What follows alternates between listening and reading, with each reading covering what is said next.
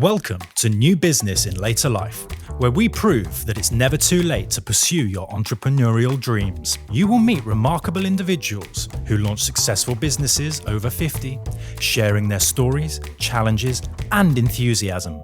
Your host, Ildiko, is a former social housing professional, textile designer, and teacher who described herself as a life artist. She is now a property professional, business network host, and facilitator of the Entrepreneurs Club. Subscribe now to hear these inspiring stories every week. So this is one of my launch episodes. As I'm new to podcasting, I'm following advice to have an episode recorded where I get interviewed so the listeners find out about me and where the podcast New Business in Later Life has come from. So my lovely friend Lisa Bailey-Brown from the Academy of Love has offered up to help, and we are in this lovely studio here in Cornwall at Coco Media, where we've conducted our interview for one of these launching episodes. Thank you very much for listening and watching. Well, it's been a while since I've been doing any podcasting. I've had a little bit of a break. Anybody that knows me will recognise that my voice is a little bit croaky today. It's just the season, isn't it? Because so is season. mine. Mine is Yeah. a bit nasal, yours is croaky, so we are a right pair today. Exactly. So obviously my podcast evolved. It was Love Always Lisa, and then now it's called the Academy of Love, and it's all about lessons from the heart. And Ildiko, we met at Eden Project last year, didn't we? Yes, we did. And for about a year, you'd asked to be on my podcast, but because I had so many things going on, I wasn't really doing anything. And I got the new branding done and all of that kind of thing. But it's still the same emphasis about lessons of life, people's stories. And this is where then you came in and said to me, can I be a guest? Because I'm thinking of doing a podcast. And I was like, yeah.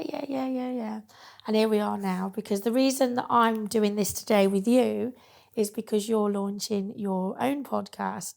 So anybody watching will be able to see that you've basically, you're in the process of all of this at the moment, aren't you? Yes, absolutely. And it's the New Business in Later Life podcast, but which may be a bit, maybe make people think, well, actually, have you got to be older to want to listen to this podcast? But I imagine that there's a lot of information that will help people to actually find out more about what they can do in their working life and also their daily life. And we've been talking as friends about all sorts of things. And today we're just going to have a chat like we do about all those things. But first of all, what actually got you into thinking about doing this particular podcast? Right, it takes me back a year. In the run-up to my 50th birthday, I was having thoughts that the end is closer than the beginning was. And it wasn't anything bad or, nothing sinister. It's just a sort of realistic, pragmatic realization that, I'm coming up to my 50th birthday. The end is, whether I go for 10, 20, 30, 40 or whatever, how many years, it is closer than the beginning was. And I would really like to do something amazing in my life. And then I had my birthday party in April, and every single person asked me, what is it like being 50? And I'm like, I literally had like a hot pink top and tights on with a little floral dress. And I said, look at me, I look like a 5-year-old. I don't feel 50 for certain. Yeah. But I then told everybody that I was having these thoughts, and there's nothing wrong with them, just the realization that I really want to leave a mark in this world and do something amazing in my life. And a few weeks later, I was sitting in on a webinar when podcasting was presented, and I thought, that sounds a bit interesting. I like talking to people. I just like talking, full stop. And I always wanted to teach, and it sort of, I don't know, at that point, I didn't actually make these connections, but it just sounded interesting. So I then persuaded my husband to go along to a discovery day, as you do. You know how a funnel goes. Yeah. You sit in a webinar, then we went along to the discovery day, and it was indeed interesting. Yeah. And it really resonated with me. It was something completely out of the blue. It's not something that's been on my radar, even though my husband's been listening to podcasts for a long time. I tend to listen to audiobooks. Yeah. So I am obviously aware of them. But it was such a new media or thing in my life. And then he actually persuaded me to go to the 3-day training. Of course, they did like a buy one, get one half price of course. kind of that's offer. what it's, yeah. As I said, you know how the sales funnel goes. Yeah. And then we both returned in the summer to do the 3-day intensive training, which was mind-blowing. One of the most interesting things was at the very beginning, I thought, how on earth would I find 52 people to do 52 interviews with? Because by then I was kind of having thoughts about it. What would I do? You know, I was preparing for the training and watched some training videos on it. And that was my initial worry at the very beginning. By the end of the 3 days, I already had loads of people in my mind, well over 20 people who I thought I could interview. And now I've done 12 interviews and I've got well over 30 people still on my list. And of course, I ask my interviewees to recommend as well. Yeah, exactly. So the list is growing, and there's forever filling up. And basically, at the end of the 3 days, we made a very, very, very emotional decision to pay into a membership in the agency, with the media agency. We paid an eye-watering amount of money, but for that membership, they will actually provide a lot of service, a lot of actual work to get the podcast up and running. I think from the conversations we had, because obviously I'd explained to you, and initially I said to you about speaking to Shane, because I started my podcast here, same story as you really, literally wasn't on the radar for doing a podcast at all. I'd had lots of different things, traumatic stuff happening, all stress. And I just kept thinking about, I wonder if I could do no, I can't do a podcast. And then while that thought was going over in my mind, then all of a sudden Shane popped up on Facebook and it was like, oh, we can do podcasts and stuff now. So I straight away messaged. I was like, yes. I didn't have a clue. So unlike you, I was completely blind, didn't have any training, didn't have anything, but I just knew I'd got the gift of the gab. I could talk to people. I was interested in people, like listening to their stories and finding out more. And so for me, as I said to you in the beginning, it's more of a hobby. It's just something that I enjoy doing. It gives back to other people. And obviously we've had lots of chats as friends about the whole scenario and speaking about the sales pitch and all that kind of side of stuff. But what was it that made you then decide that this was going to be worth investing so much into? Because not only is it a financial investment, but also it's time and effort, and you're doing a lot of traveling. But last week, for example, part of that. Let me answer the previous question. Yeah. So there were two things that happened during the 3 days of the intensive training. So, as I say, I was kind of between May, the discovery day, and July, the 3-day intensive training. Obviously, a lot of thoughts were going through in my head. I was already mentally preparing, doing a lot of online training. Because I thought if we go along, and we already paid some money for the 3-day intensive training as well, I want to be as prepared as I can be. So an idea had already formed in my head that what could be my topic is starting a new business over 50. Exactly what I've done. So addressing or talking to the older generation who just don't want to give up for whatever reason. And let's go and explore the reasons why people are so happy to be in business in their 50s, 60s, 70s, or even 80s and 90s. And not just being in business, because obviously I've spoken to people since who started a business in their 20s and they're still doing it and happy doing it, or have kind of completely revolutionized it at some point, some decades later, so that they can kind of remove themselves but still have the business. And of course, people take many different paths. But when I talked about it at the 3-day training, this is my topic, every single person was like, oh, wow, that sounds really interesting.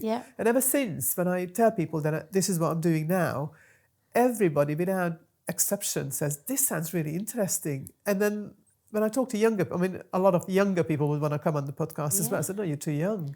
I'm going to interview people who are over 50 because that is the niche that I'm aiming for. But I expect the listenership to be younger as well, because there could be people who have been dabbling with business or have lived a corporate life. Yeah. And have got this little dream. Their kids might be sort of going to university and they feel a bit more free now. That's my perceived audience. So it's educational, isn't it, really? Absolutely. That's the whole thing. It is educational. And you hit the nail on the head for me, because all my life I always wanted to teach. I don't know where it's come from. It might be from being a sort of know-it-all and forever sticking my nose into other people's conversations. But I don't know, I just love passing on knowledge. You're inquisitive, as I said to you. That's You're true. inquisitive. I am very, very inquisitive. And I've had this a lot in my life when people say, oh, that's a really good question. Or like people got in touch with me through like my property education. Like we had lots of Q&A sessions through the bootcamp. And then people would get in touch with me afterwards. Oh, you ask some really interesting questions. Or like in my working life, I remember when I would go up to a colleague or a manager and say, oh, how about this or that, like within the company, or can I have an answer to something? And nobody has ever asked me that question before. So all of this history behind me was kind of fueling that I could sit down with people and ask them some really interesting questions. Yeah. And hopefully sort of dig out some good answers and helpful answers. And this was another brilliant connection where it is such an interesting way of teaching that I'm not preaching. I'm asking people of their experiences and passing on their experiences to the listener, who can then learn from all of our life stories. Yeah, exactly. Because that's the same sort of premise for me with the Academy of Love, really. Mine was all about the lessons from the heart, things that I've learned, my experience. I'm not trained in anything that it's my own life, my own story. And so for you, it's the same sort of thing, really, except that this is, we spoke earlier about routine and things like that, didn't we? So like having that routine in your life, I know you as a friend, you are very routine. And when I said to you about being inquisitive, you know, when I first met you at Eden, my daughter was there and she was like, who's that lady? She's a bit different. And I was like, and I said, that's Ildiko. And she's like, she's very interesting, isn't she? She's inquisitive. She likes, and I was like, yeah, she is, because you do ask questions. And I think that that's brilliant, because I'm somebody that would struggle to be probably as forward as yourself and ask that question. I'd want to ask, but my personality and who I am would make me be like, I don't want to. But you do. But actually, and I love it, because more of us should be like that anyway. You know, we want to know things, but we're too frightened to say something because of what somebody else may think. And if there is something, honestly, any event or whatever, I'm the one who's at the front, just literally sticking my nose in it and just asking questions all the time. Or if I go to like an event, a networking event or training event or anything really, I'm the one with hands in the air. What about this? What about that? I'm forever asking loads of questions. But yeah, it's good, because then to me, it's apart from satisfying my own curiosity. I always feel that it's very good for the group as well, because then if people don't ask the questions, they might be shy or whatever, but then I feel that that's again an interesting way of educating in a way, because if I ask the questions and we all get the answer, then everybody benefits from it. Yeah. Well, but example, you asking questions when we had a call the other week when we spoke about doing this, and we were talking about the sales side, because obviously you have not been a salesperson, and I've been a salesperson since I was like 21 or something crazy, a long time. But when you ask me those questions and I'm answering you, after that call, I got off the call, and I haven't said this to you before, I got off the call and I thought, wow, I actually know more than I thought I did. And I was like, wow, I've never even considered at any point that my experience in doing sales could help anybody else, even in a small chance, because it's just not something that I've focused on. So like you say, everything we do is potentially something that can help other people. Absolutely. So with your process of what you've got going on now then, so you're at the stage where you're obviously recording these episodes, and you're going to be aiming towards launching and all that kind of thing. What is the process been like for you so far? Oh, very interesting and super exciting. One of the most outstanding parts has been that I'm a very organized person and I'm quite a perfectionist. And I've learned over the years that being a perfectionist is really quite hindering because I would spend an hour tidying my desk first instead of just getting on with an important task. Yeah. And getting on with the interviews from moment one, quite literally moment one, nothing has ever gone right. Every single interview had issues. And instead of having a panic attack or breaking down like, oh, why is it happening? I just got on with it. Yeah. And I tend to have interviews in pairs. So with the first one, I don't know, we had some tech issues and then the second person never turned up. And then there was another time when I interviewed two people back to back, but one of them got clemmed. So we had to wait for somebody. He was wrongly clemmed. Oh, We had to dear. wait for the clem to be removed, and then the person was delayed, and there were issues. And then I was sort of thinking on my feet, like, okay, need to get on with it. I've got this studio booked for 3 hours. So I called Yeah. the second person who was there within 10 minutes so we could get on with that interview.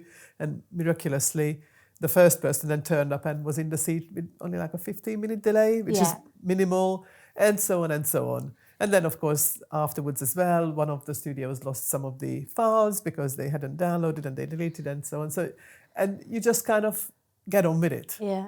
But Life you see, is- but you said about you're an organised person, you want to, control and be in charge and kind of things. But actually, sometimes when we think that that's a hindrance, actually, in that sense, you thought on your feet, you got someone else in. Yeah, and actually, as a person, I'm growing in that sense because Yeah. I'm shedding things that I don't need, like this being a perfectionist and just get on with Yeah. it. It will be what it will be.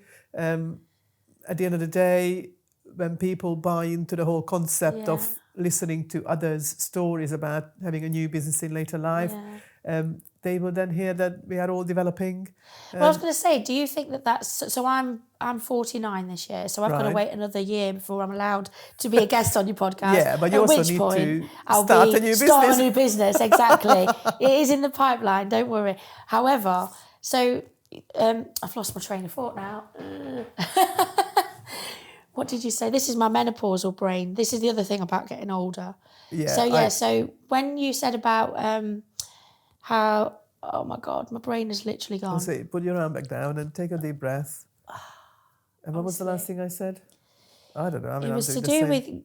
with getting older and becoming more wiser and understanding about different things. So you were talking about something in particular. Yeah, so I'm 49, so I've got to wait another year before I can actually be a guest on your podcast. Yes, I am drawing the line. I must Yeah. admit that there have been a few people in their 40s who said, oh, can I come on your podcast? It's like, are you 50 yet? Yeah. No. No. You know, at the end of the day, I chose my niche. Yeah. And that niche is kind of based on my story. That I turned 50 and I started something completely new in my life. Yeah. And going with it. So, it is super interesting. And as I say, one of the beauties of it is that I'm going to be kind of teaching through other people's stories. Yeah. But then I'll be sort of teaching myself because what I'm building on the back of this is kind of part of that membership was a course to become an expert speaker. Yeah. Now, I've got absolutely no issues whatsoever, fortunately, to get up on a stage and speak to people. You already mentioned that you are a bit shy even to ask questions. Yeah. Now, I'm perfectly fine with that. The more the better. So I did this expert speaker course, and on the back of all of this, I will come up with my own mentoring program. Yeah. Now, as I said earlier, I've always wanted to teach. I even have a teaching degree. Just kind of, I did that a little before COVID. So when COVID started, I kind of never really took off. So it's in your blood then, really, It is a isn't way. it? I mean, going back many years when I was still, actually a couple of decades now, I was living in London, working for a housing association, and we sort of joined a group to sort of buy into corporate services. And part of that process was that we changed what I now know to be a CRM system. Yeah. So basically the tenant database. So we had a system, but because we joined this group, we had to join onto theirs. Okay. So this entirely new computer system got introduced. of how to enter new data, how to manage all the processes, whether it's rent arrears, repairs, tenancy management, anything and everything. Yeah. So what they rolled out, because there were a number of organizations joining the group, and what they rolled out was called Train the Trainer. So in each office, they trained up a couple of people, or depending on numbers, 2 or 3 people, where we learned the baseline module, and then between us, we learned like the rent arrears, the repairs, and whatever other modules there were. This was, as I say, a couple of decades ago. Can't remember all of it now.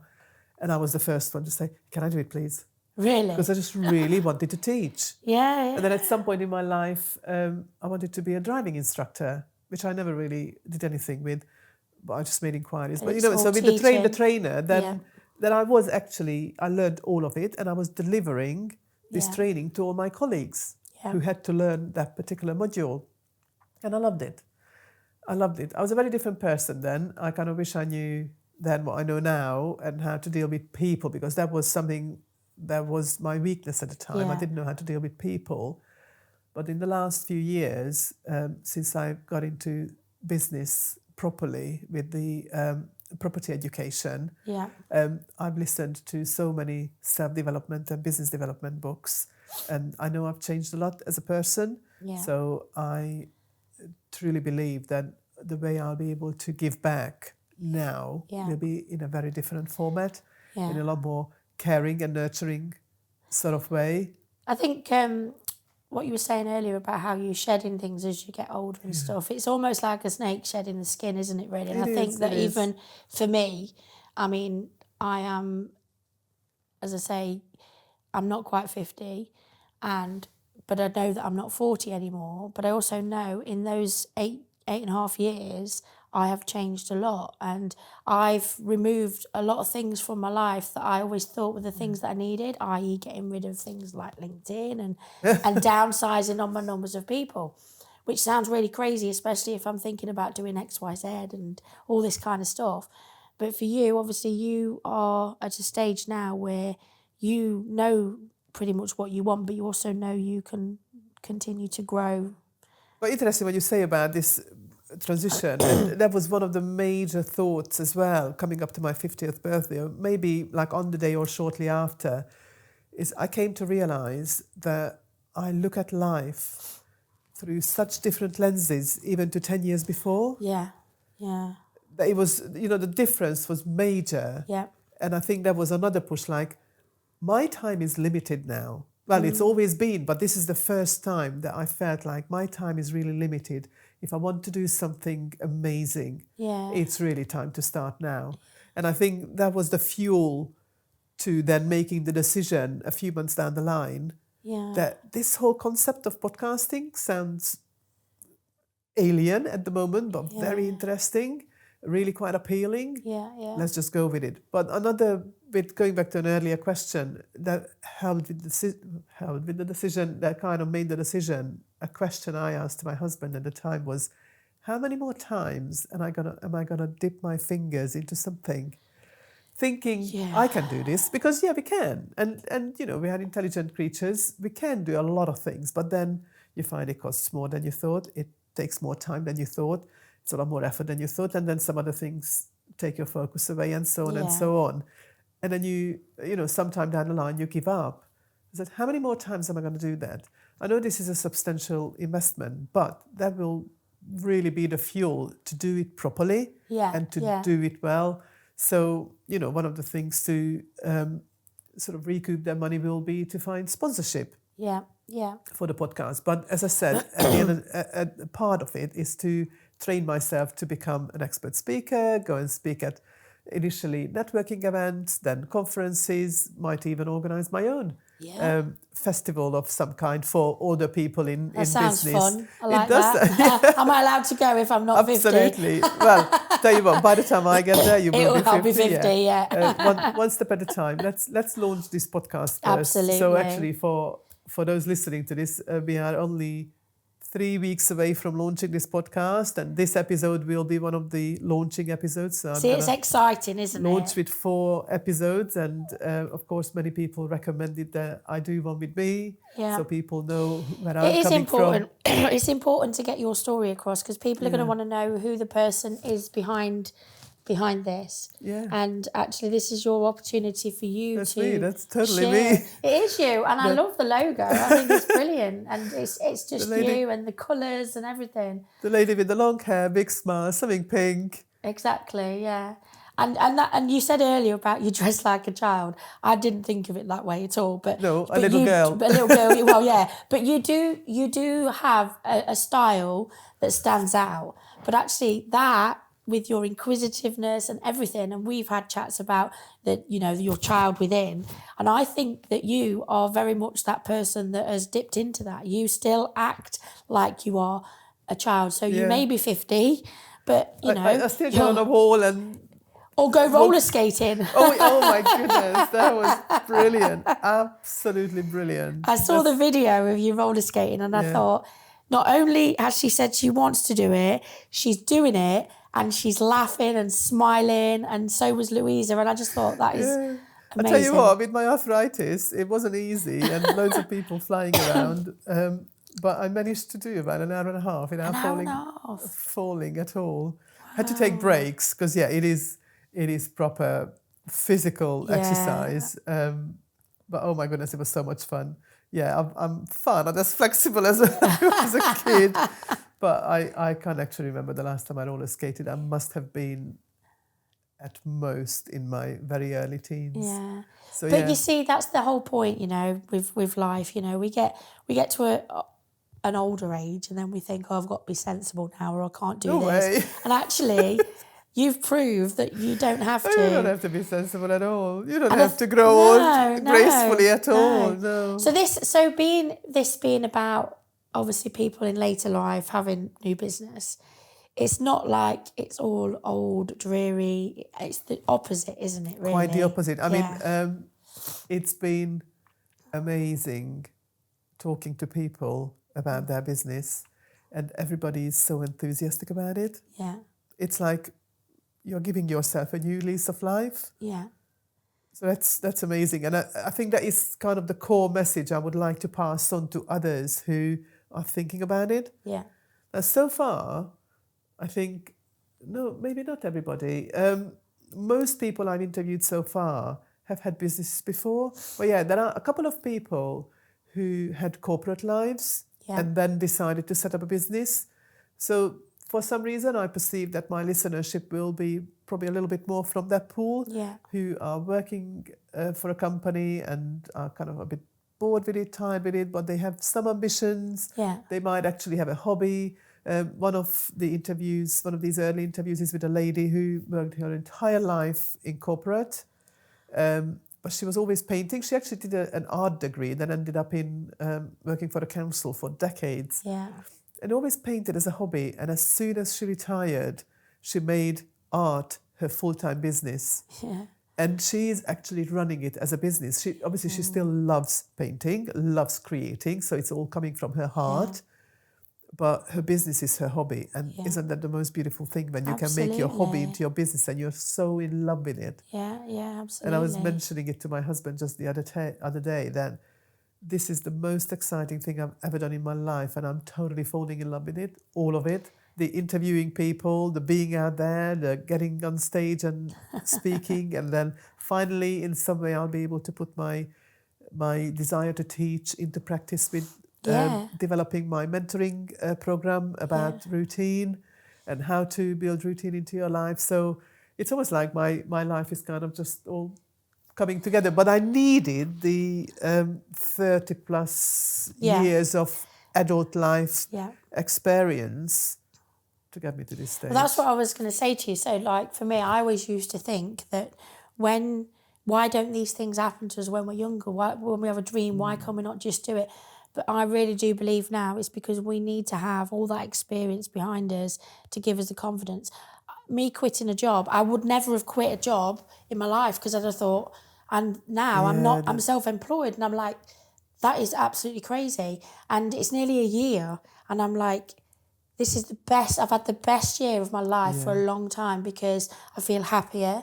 I'm starting to look after myself. So you Yeah, talk you're about healthier. routine. So I've just paid someone quite a lot of money to help me lose weight and get a routine. And because I've got so many health issues, and I thought, if I don't look for this now, Absolutely. I'm in And, you know, trouble. part of the model that I'm working on that will become my sort of mentoring program Yeah. about routine is that, especially like you are now self-employed, Yeah. and you're running a business. Yeah. Because when you're self-employed, even if it's just a small thing, it's Yeah. a business, and then you might want to scale it up. But part of my presentation about this is you can actually link all of this to work as well. Yeah. So my personal routine is built on looking after my physical, mental, spiritual and intellectual side. Yeah. So do something every single day that appeals to all of this. So to me, that's quite a holistic approach to me as a Yeah, whole, as yeah. a human being. But you can link each and every one of these bits to business as well. So what's the physical side of your business? Maybe operations. What's the intellectual side of business? Your finance, Yeah. and so on. Your corporate social responsibility is your spiritual Yeah. side of the business. You know what I mean? So you can link each of them. And if you then look at it that way, if you let any one of these areas drop, Yeah. or you don't develop it equally in your business, Yeah. then how successful is your business going to be? Is it going to be as successful as you want it to be? Yeah. If you don't have the routine to look after to look at your accounts, to review your business accounts every single week, to know where your money is coming from and where it's going, Yeah. you're not going to get anywhere. So same, if you don't look after your mental or spiritual health, Yeah. which is funny enough, having done a bit of research, people are quick to get into exercise or even reading, but then when it comes to spiritual health, almost non-existent. Yeah. And then Because people think it's woo-woo, don't they? That's the Yeah. problem. And it's not.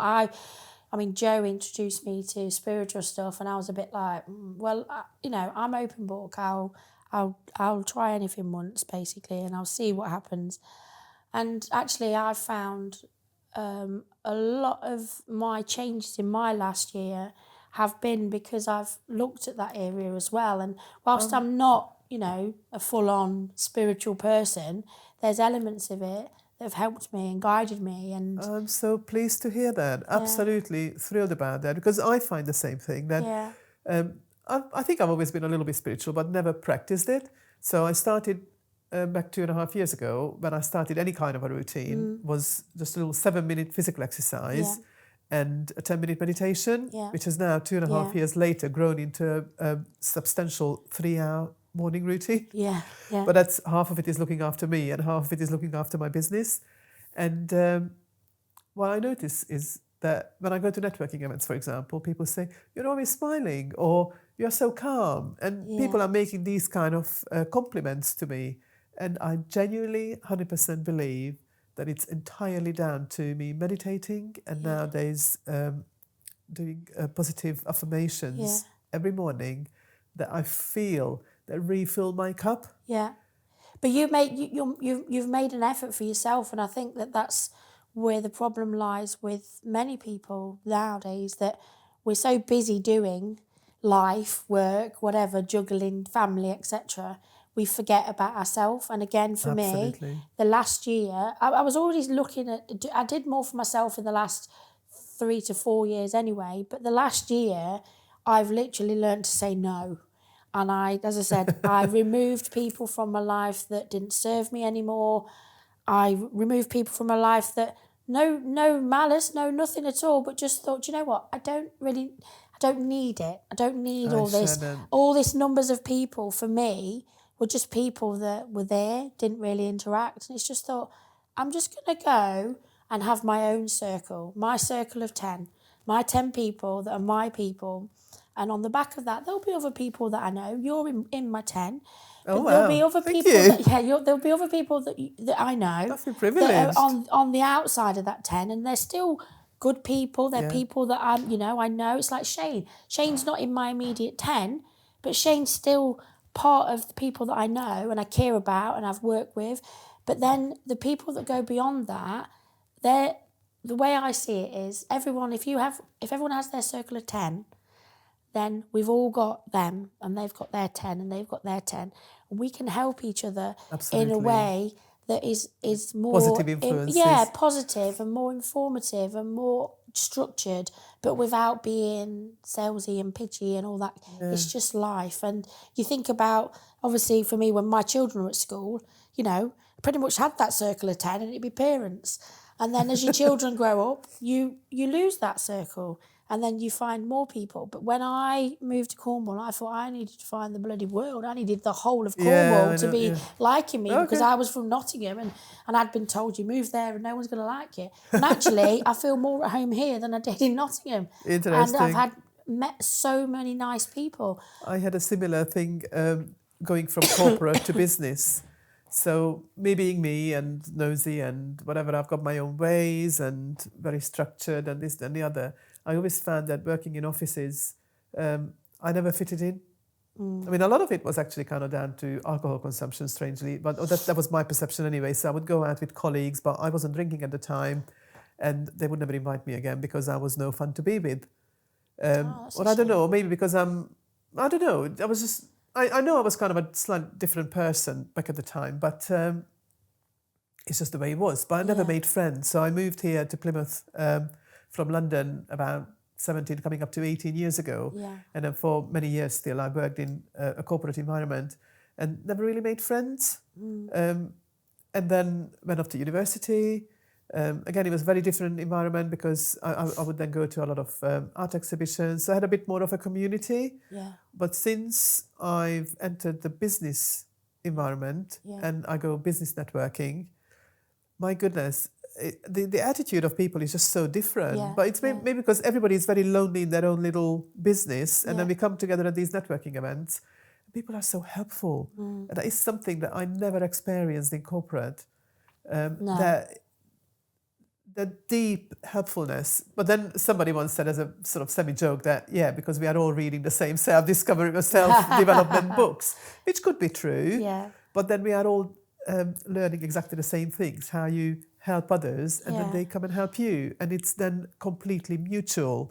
While at work, in a corporate world, there is this competition of who's going to get the next promotion and so on. And you're just forced with those people, aren't you? Because then all said and done, you can, I think in any environment that you're in, you know, if you go to a networking event, if you're working in an office, wherever it is, there will be people that straight away you click and they will not just be somebody that you've met and can network with, they will be somebody that you consider a friend, you know, you could have a conversation with them that is outside of the work life. And that I think that's where it's the same wherever it is, whether it's networking, whether it's in the playground or whatever. And so, but in an office environment, you literally have got 10, 20 people around you and, you know, there'll be the one odd or two that you'll connect with, but then you're almost like expected to be friends with them full on and you're there and it's forced and it's not real. And I've never been like a fashion following or, as I say, going out drinking and that kind of stuff. So I never really fitted in on any level. And of course, being foreign and... You're not foreign, are you? Culturally different. You know, my upbringing was very different. You know, I can't change that. I grew up in a very different culture and I expressed that in ways that I don't actually express quite so strongly anymore. I can't say I've shed that because I'll never shed my Hungarianness. Yeah. But that's you. Through the self-development, I've come to realise why people have thought before that I was quite abrupt and nosy and know-it-all, and I just presented differently in a more sort of toned-down way or in a lot more caring way. So I feel I've grown loads since I've been involved in business, and I'm incredibly grateful for that. How does that make you feel, though, like that you've got to tone down your natural... Oh, good. Does it feel really, good? really, really good? Because I've come to realise that they were all learned personality traits. You don't have to be that. No. Just because it was part of your upbringing and that's what you saw your parents do, your teachers do, your peers do. It's not necessarily you. Yeah. I mean, one of the major learnings was that I was always a big girl before and I had to train myself not to actually say that anymore because I learned through somebody's little, what's the word I'm looking for?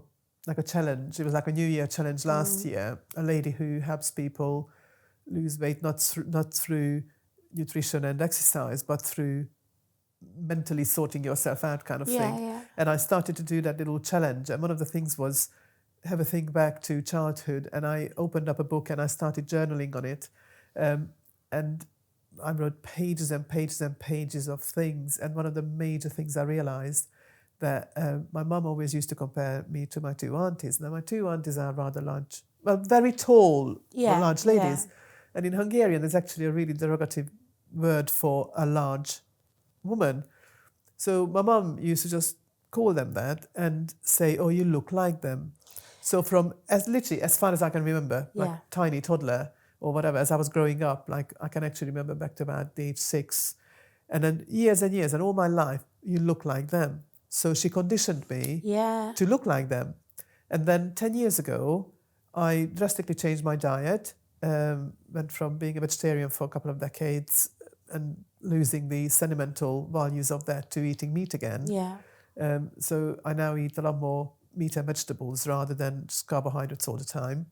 And I lost a lot of weight and I kept it off. And then it took me many years to realize that it's not my genetics that kept me fat. And it's only last year, like 10 years later, when I fully realized that it really isn't genetics that kept me fat. It was that mental conditioning that my mum did for years upon years and years, not even realizing it, obviously, because she didn't know that. And now, 10 years down the line, I don't have to say that I used to be a big girl. There was a period of my time when I was larger than I should have been. And now I'm perfectly happy and comfortable in my skin. It's interesting because same thing for me with different subjects, but it's like, doesn't matter where you are in the world, we listen to our adults, our parents or grandparents, whoever, and we believe that. And like you say, it does have a knock-on effect on your life. And actually, I think that's a big reason why it takes us probably so long for us to realise that actually we don't have that. Because, I mean, I say to my daughters all the time now, you know, I try to be mindful of what I say to them. I've got one daughter that is a bit larger and the other daughter is very tiny. They're opposite end of the scale. They're both beautiful. But I, you know, Bethany's on this health kick with me. And that's about making sure that for her health and well-being, because she's young. But it's not about me saying to her, you need to do something because you're fat or whatever. I would never talk that language, but that language is often thrown around, and I don't think people do it on purpose. It's just what they've learnt generationally. Absolutely. And I always wanted it to, you know, why can't we get the younger generation to see that actually they aren't those things? But again, like you say, with your podcast, you know, you're going through a process, and most people are. From the stories that you've had on so far, I was interested when you was talking earlier. Is there anyone that's come on there and they've spoken about what they're doing now? Obviously, you mentioned the artist, but what they're doing now that was literally like a dream and they never thought they were going to achieve it? Let me think. I mean, I've done 11 interviews. This is my 12th one. I don't immediately recall that it was something that somebody put. I suppose, probably Rosie's story, the artist. I think that might be the one that. Although a couple of people who are doing executive coaching. Now, their whole working life was kind of based on that. Whether it was a dream, though, I don't know. But it now became, so coming out of corporate, it now became a natural progression to build a business on a life's worth of experiences. But somebody putting a dream into practice, not yet. I don't think I've come across. You will do. I'm sure you will. Yeah, you will do. Because I would imagine there's a lot of people like that, you know, that have had the lifelong dream, but, you know, I've had children, I've just got to go to work, I've got to earn a living, and they still got that dream, and then. To be honest, I might be one of those because. Back at primary school, my strength was in arts and crafts. And then I went to art school. So I was literally classically trained. Really? So in Hungary, art schools are very structured in a way that, so it's 4 years. In the 4 years, we did drawing one day, just literally just drawing. Our specialist subject 1 whole day, Yeah. and we did humanities and all the other subjects in the remaining 3 days. Oh, okay. Specialist So it was- secondary school. So basically, when we took our A-levels, by then, so we spent the first year just drawing objects, Yeah. learning the anatomy of objects as well as we could. And then the second year, we moved on to portraits. In between, we did other things like clay modeling as well. That all helped all this, the seeing in 3D. And then we moved on to drawing a full bodied. So obviously we learned a little bit of anatomy. We drew the skeleton quite a lot to understand how it all fits together. You did a bit of And everything. then in the last year, literally the whole last year was all about drawing like full body nude with all the surroundings. So the A-levels was, we had to do a drawing over 2 days, but then I wanted to go to university. There's only one applied arts university in Hungary, and there one of the entry exams is doing a full nude with the surroundings in 3 hours, and we could do it anatomically correctly, obviously. Yeah. And we did it. We knew how to do that. So I was literally classically trained. But anyway, so my background is in leathercraft because that was my specialist subject in secondary school. I'm learning so much about you today. So I tried to get into that uni 4 times. I failed to do so. Then an opportunity came my way and I took it to run away from it all and came to England and I got stuck here. But that dream came true when I turned 38. So 20 years later, I parted with my ex-husband. I kind of became mentally and physically and spiritually free kind of thing in many ways, and suddenly started to do all the things I wanted to do. So I went to uni. I went to Plymouth College of Art and did a textile degree. Oh, wow.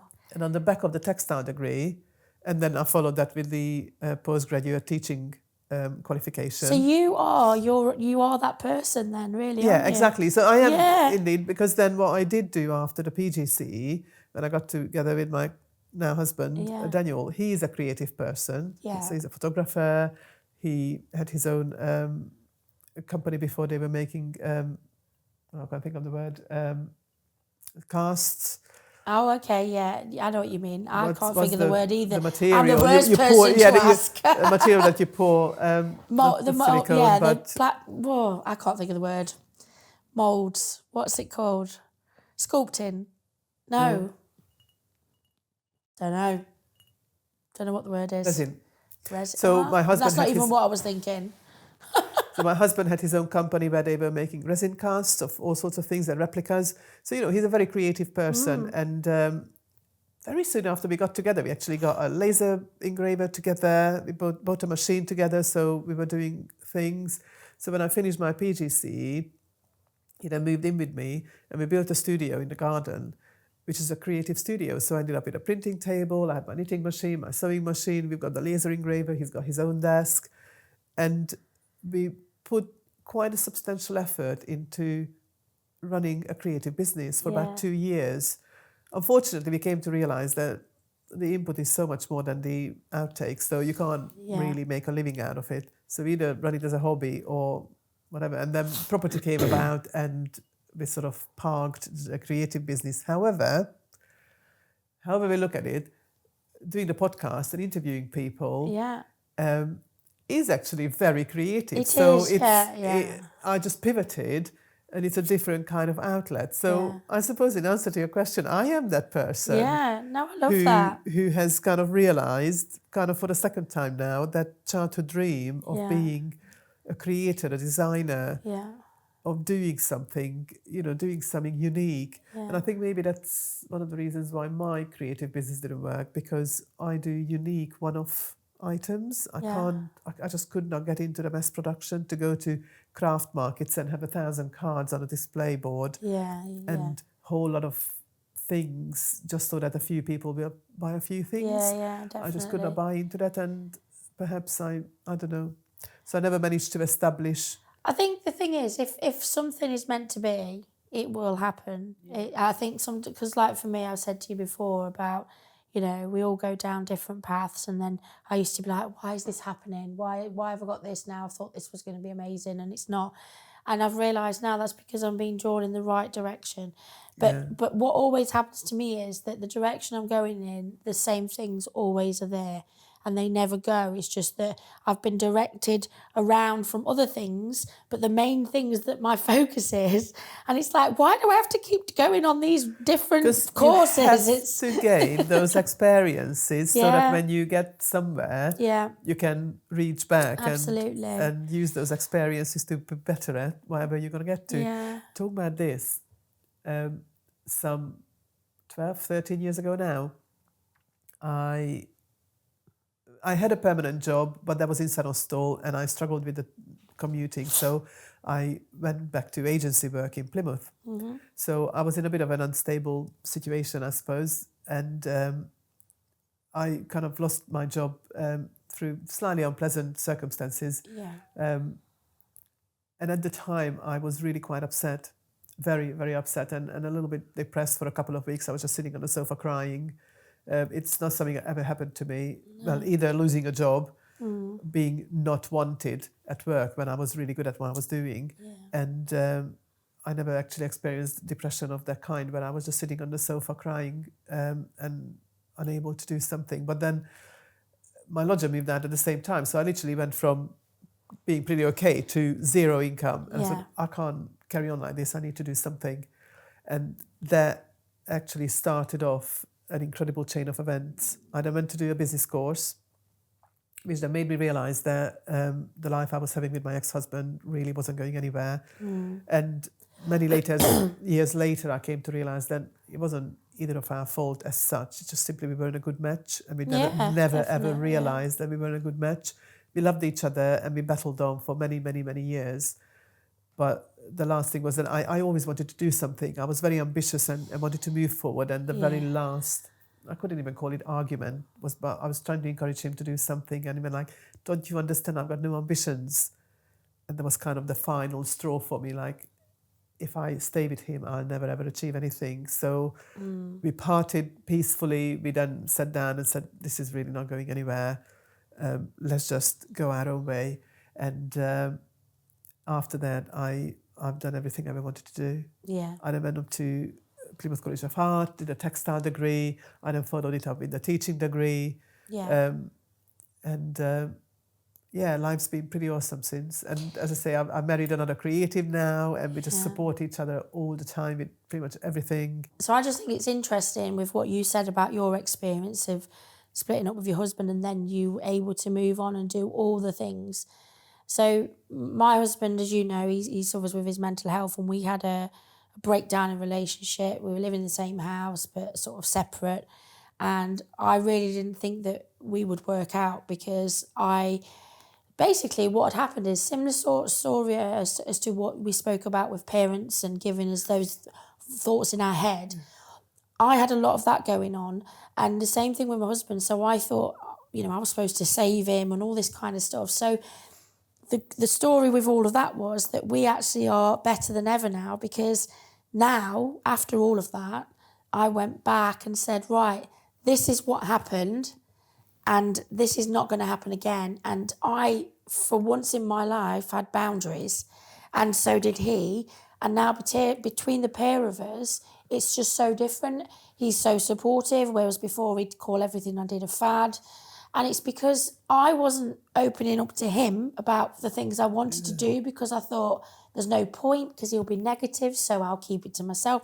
And actually, those conversations, again, it just goes back to the business side of things. We need to have conversations, whether it's going to be a difficult one or not, because actually we can save ourselves so much heartache. My mantra is communication. Yeah. Any bit of heartache or discomfort or arguments or misunderstandings come from lack of communication. Absolutely, yeah. Everywhere. Yeah, absolutely. And I think that, I've always said when I've been employed, for me, I don't mind if something's going to change or happen, but just don't spring it on me. Communicate with me. Yeah. Communication is key.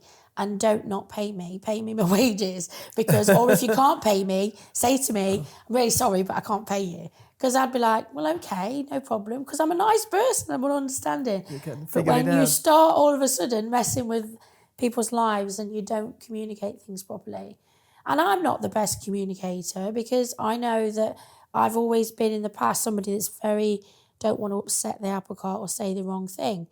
But again, lessons learned, sometimes we have to speak up. You say, I say you're inquisitive, and you chose different words. Yes. But to me, I don't see it as that. I see it as actually really... Direct and abrupt. But it's not to me. I don't take offence. I mean, you said something to me earlier when we were recording this, and it was a clear, like, this is what needs to be done sort of thing.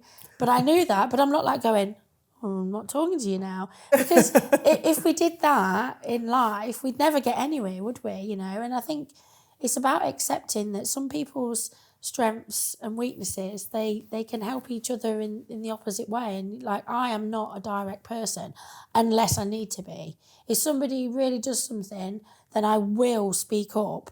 But for ordinarily everyday life stuff, I'm not like that. So I don't think that there's anything wrong. I think it's really interesting. I mean, there is a story that hurt me for a lot of years, probably decades, and I can talk about it now. So when I was around 25, maybe 26, so very young, still very much kind of not long out of my teenage years, and I worked in a pub, and there were some changes, and I asked the manager if I could become the assistant manager, and I was told, one of two occasions in my life when I don't think a manager should have told me some backstories, but she told me that she didn't think it was a very good idea because I don't know how she described me at the time, but this is kind of what I'm putting across, that I'm very abrupt and say it as it is. But basically my colleagues nicknamed me Hitler at the time. You're definitely not Hitler. And at the time when I was told this, I was distraught beyond belief. Yeah. And that stayed with me for a long, long time as a major bleeding cut. Yeah. And I never understood, because I always knew that I'm not a bad person. Yeah. And I never ever said anything to hurt people, certainly not to the point of being nicknamed Hitler, you know what I mean? Yeah. And it took decades for me to learn enough about myself to realize why they did that. And that goes back to your earlier question. Doesn't it feel strange to be shedding my, I can refer to it as Hungarianness or whatever, because part of it is indeed that different cultural background, but part of it is the way my parents brought me up, and part of it is how I saw them behaving with me. Like my mum always used to be really quite sarcastic. So I would be like that because that's what I saw.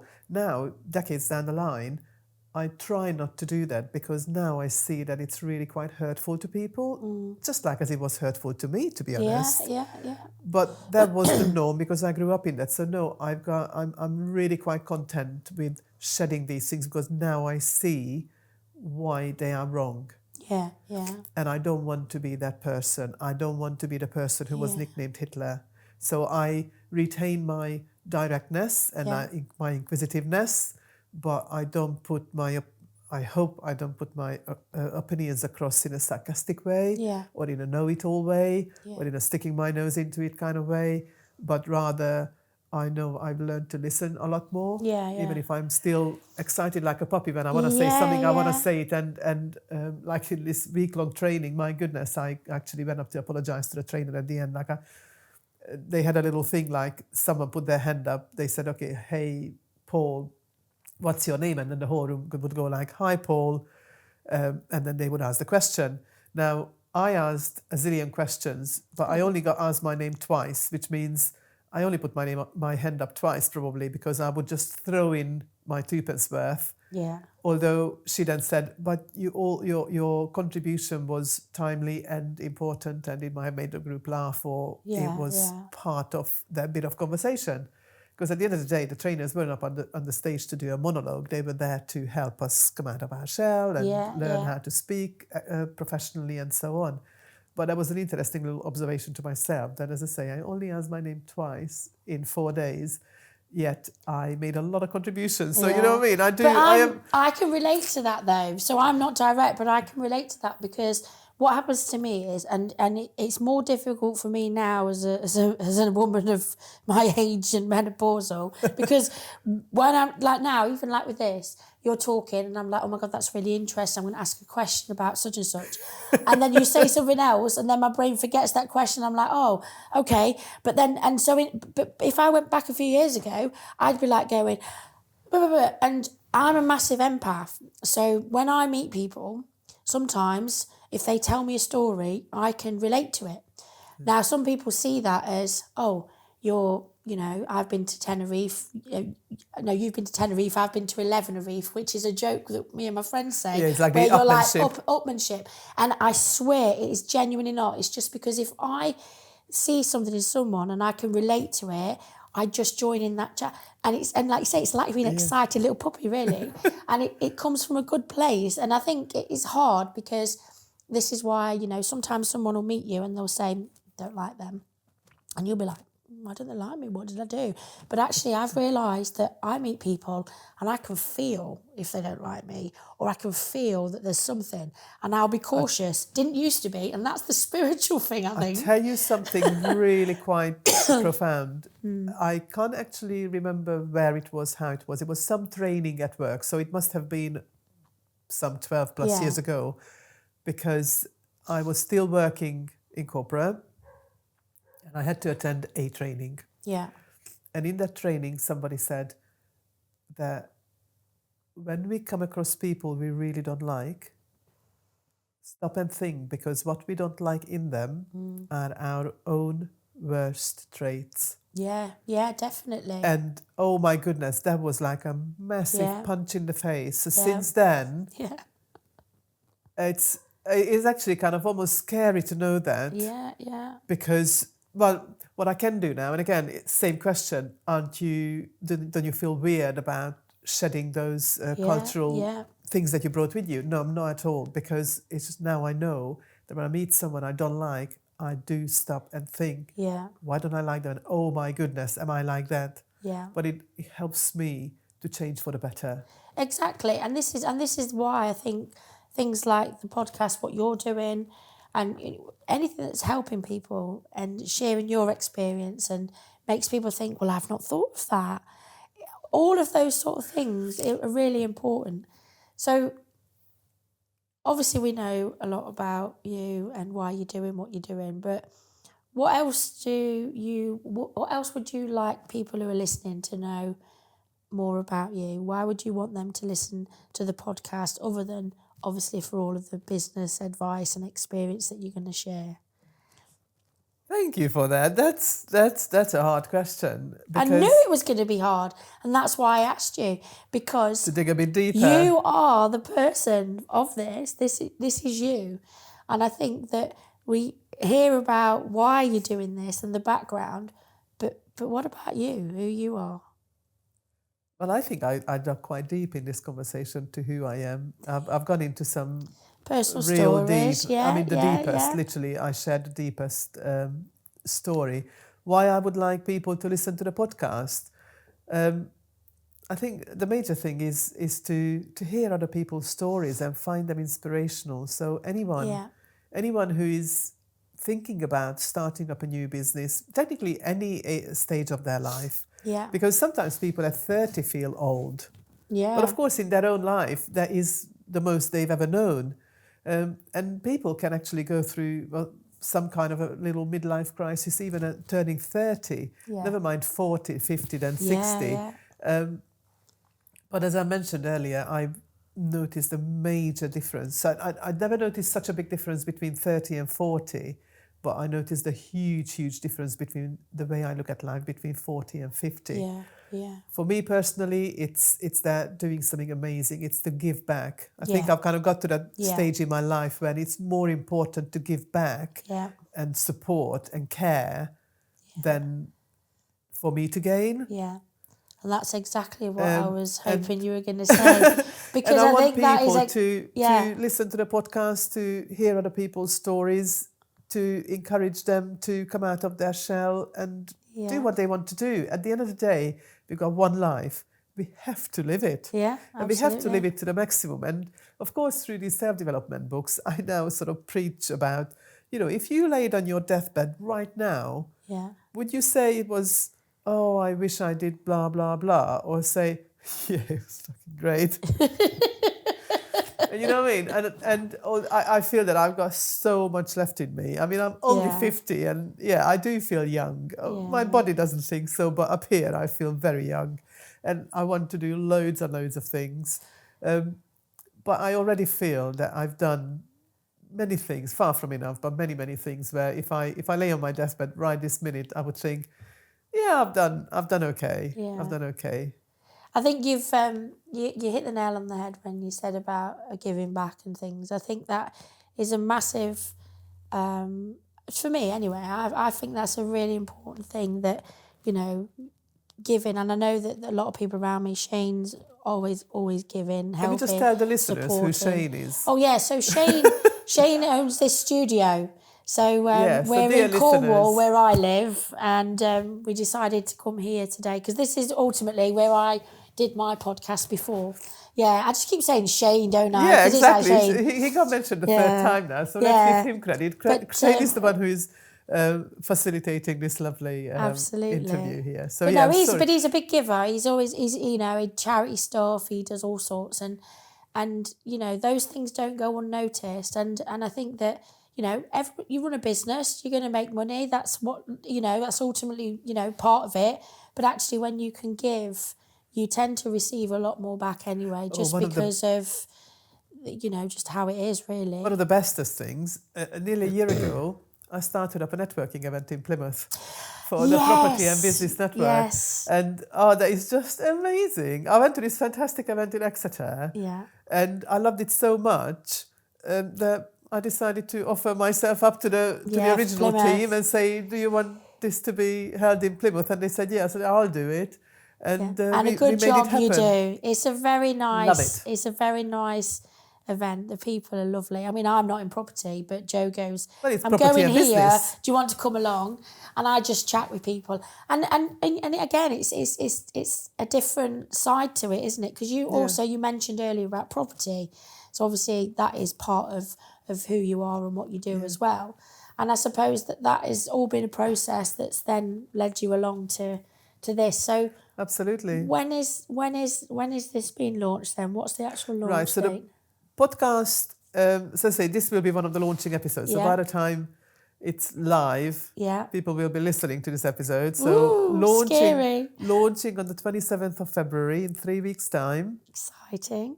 Very, very exciting. So by then I need to develop a number of things, but I've put together all the little bits and bobs. I think it's kind of getting close to ready. Yeah. And I'll be talking to my mentor who will help me through the launch process. Yeah. I'll have a launch plan in place to obviously promote it as much as possible. Yeah. He will help me through that.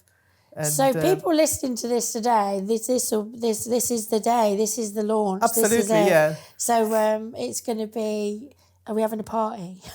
Well, as it happens, on that day, I'll be going to an event anyway. There you go. You see? Fellow property investors, two ladies in Plymouth, they launched a kind of program that's called a Southwest Ladies Investors Club, I think it is. Oh, okay. We had one event already in January, and in February, it will be on that day. And it just so happened. So when I was talking to the agency, which would be the best day to pick in that week to launch, they said Tuesday or Thursday. I said, let's go for the Thursday.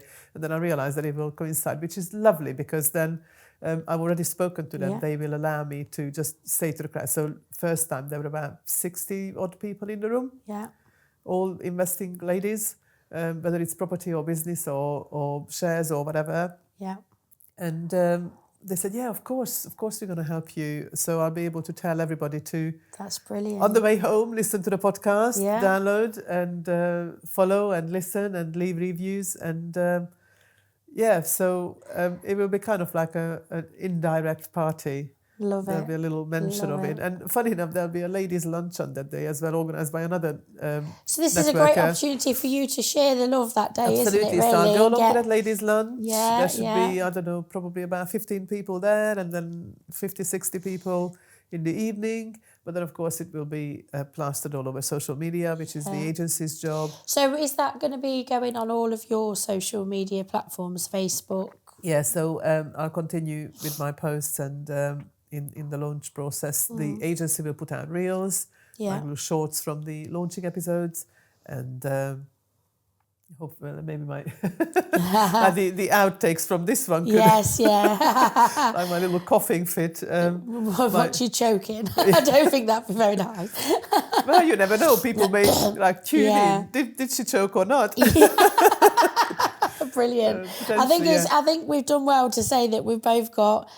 Well, you've still got a cold. I'm at the end of mine, and we've Yeah. got these voices going on. I don't normally sound like this. It's very bizarre. Yeah. Well, Well, life goes on, doesn't it? It does, So- yeah. You can't, you know. I messaged you the other day, didn't I? I said, my voice keeps coming and going. I'm happy to do it, but it's up to you. Well, it is what it is. It is what it is. It is. So yeah, by the time people are listening to this, will be the launch day. Yeah. Indeed. So sponsorship then. So obviously once this goes out, this first 4 episodes will have a sponsor already sorted and everything anyway. Hopefully. Yeah, Keep I'm fingers sure crossed. that they will. I've had a chat with somebody, so I think we should can be talk- all right. talk We'll about see. it off camera, yeah. Exactly. But anyhow, yeah. But so going forward then, so you are looking for sponsors. I will be looking for sponsors indeed. As we already talked about it in some detail, I'm interviewing people who started a new business over 50. So any businesses whose audience is the over 50 in business generation, or the 40-something person who wants to get into business kind of person, which will be my listenership. Yeah. If any business feels that their audience matches mine, please feel free to contact me. Yeah, and you've got a media discuss. pack and everything, haven't you? Yes, I have a media pack I put together. Yeah. Which having had this amazing expert speaker training, Yeah. I think I'll review it. Although I think somehow, like instinctively, I feel that I did fairly well with it, but I think I'll review it because, this structure I learned is just amazing. It does of sound how like a to really, put- really good Yeah, how whole to put thing. your offerings and your story across Yeah. in my order, and it just felt so right. Yeah. So launch day, that's what we're all aiming for. 27th of February. There you go. Is there anything else you want to talk about, or do you think you've shared all the love that you have? I hope I shared love. I don't know. It think feels like you've I shared love. shared I a lot feel of- the love from you, yeah. a lot of stories. But thank you very much for offering your time don't be up daft.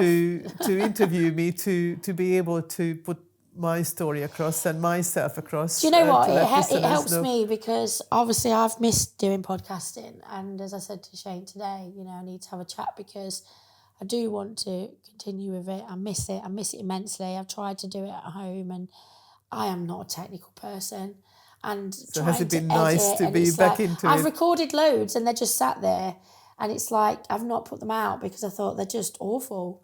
So They're it's probably like, not, though. I know, but it's Don't just be in your, my... your own worst critic. I know. And then I had a technical malfunction where recorded 2 awesome people. Their stories were amazing. They're probably the best ones I've ever had. Couldn't hear them talking. Oh no! And I was I mean, mortified. the golden rule of I don't know, I've not been podcasting is trained to like you. have earphones. Yes, to no, listen. got all of that, and it but all could you sounded hear fine. yourself? Yeah, it was all fine. Oh. And it was only when it was played back after they'd gone, and I was like, Oh, oh no. no. So that's why I need a Shane in my life, really. Oh. Yeah. And also, I've never done a video one before because Okay. I don't really like being on camera. It Well, I frightens thought if me. you do it like. Well, go for the maybe that's what I fullback. need to do now, really. But the one that I recorded recently was actually my story, and for the first time ever, I did actually do it scripted, and I had a a thing on my phone where I was reading it, and at first, the first time I tried to do it, I was like a robot, and I thought, I can't read from a script. It's hard, really but it was hard. mainly because I know that if I don't, I will go off on a tangent because I get excited, and I'm like, oh, so yeah. Are you done with it now? Because you can. I've done it, but again, like I say, I'm just playing with it at home. I'm going to have a chat with Shane. Well, I'm really pleased that I was able to kind of You've inspired me. get you back into the podcasting, Yeah. and hopefully you will carry on because you are so lovely yourself. You know what I mean? And do you know what, Ildiko? I say we're meeting you at Eden Project. We're out of the blue, by the way. Me, Joe, Jeanne, my daughter came along. Was there someone else? I can't remember. Jack was there. Jack was Joe's there, son, yeah, Joe's son. And yeah, it was supposed to be a little girly outing, but then of course Jack. It was a Sunday, so obviously Jack I think tagged he along. had to come. I think his dad or something. Yeah, but Joe it was really interesting because, as I say, when I went home, my daughter, and I did tell her the other day I was doing this with you, and she said she was really interested. She says, at first I thought, she said, seems a bit of a strange lady. And I says, what do you mean she's strange? She says, well, I don't know. I'm happy with that. But no, because I think you'd spoken to her and you'd been like, hello, what's your name? Or something. How are you? What to do? Because Whatever. Bethany's a bit shy. I mean, she's worse than me. She's like proper shy. Well, I'm a networker, aren't Yeah, I? So now it's exactly. kind of like, I actually need to tone that down because I'm like, get puppy with a bone. Who are you? What do you do? No. Can we connect? Can we do business together? You know what I mean? It's like, and I really need to tone that down because you can't do that.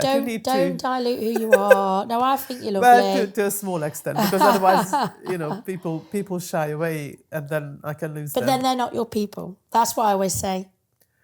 I always say that if the people can't deal with you, they're not your people. Don't change who you are for them. Okay.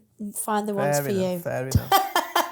On that bombshell. On that bombshell, I need a vodka. I'm joking. No, thank you, Ildiko. It's been lovely. Thank you, Lisa. Thank you so much for having me. You're very welcome. Thank you very much for listening to our ramblings. Although we were both kind of in a cold with a bit of a raspy voice and a bit of a nasal sound, but we got through our little interview and had a bit of a laugh and a good conversation. I truly hope you enjoyed it.